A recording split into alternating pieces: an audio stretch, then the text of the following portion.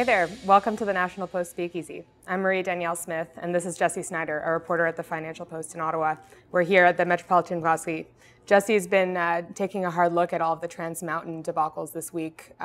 Give us an update on what you think might happen at the Premier's meeting with Trudeau on Sunday. Yeah, I mean, it's difficult to see the three of them coming to any kind of consensus on this. I know that several parties obviously want to see that happen. But for the most part, I think this is an optics play. You don't want to have Trudeau traveling abroad as all of this is unfolding. I mean, that can certainly look bad for them. And I think they're getting more and more frustrated with this as well. Energy Minister Jim Carr, when Kinder Morgan first said that they were going to stall some of the investments in this pipeline, for the first time in his statement, he called out the BC Premier for basically causing distress for the Canadian economy. And that was a kind of a new point. I think it's finally gotten to the point for them where they feel they need to step in and they're willing to call him out. With that said, the three of them with such divergent needs here, I don't know if there's going to be any consensus. So. When this decision was made, we saw an emergency cabinet meeting happen in Ottawa. And the cabinet sort of emerged looking confused, not having much of a plan. Those optics were pretty bad, but do you think it's still better to have had the meeting?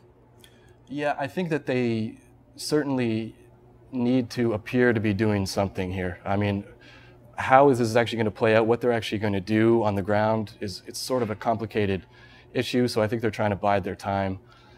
It did look pretty bad for them to be fleeing after that cabinet meeting and really almost as nervous as we've seen any of these MPs running out of centre block. I mean, it was kind of something we hadn't seen before, but I do think that at the end of the day, they needed to be seen to be doing something. So I think it's still the ideal situation for them. It's the only way they can really defend themselves in the future too. I think so, because they need to be able to prove that they've been doing work in hindsight. So it's certainly a big deal. Jesse, you're from Alberta.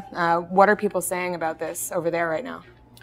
Well, yeah, it's hard to understate just how big of a topic this is for the companies and for even everyday Albertans. I mean, as Claudia Cantaneo at the Financial Post had reported, you actually have these corporate Calgary suits coming down to protests, basically protesting in favor of the pipeline. I mean, and they're sort of joining forces with these very left-leaning figures like Don Iveson, the Edmonton mayor. They're all sort of coming together. There's certainly a consensus in the province on this, but you haven't seen ever before all of these people sort of coming together from along the political spectrum and joining forces for this. So it's certainly a big deal. And it's going to matter a lot how this plays out in next year's federal election. Thanks very much for joining us on the National Post Speakeasy. We'll see you next time.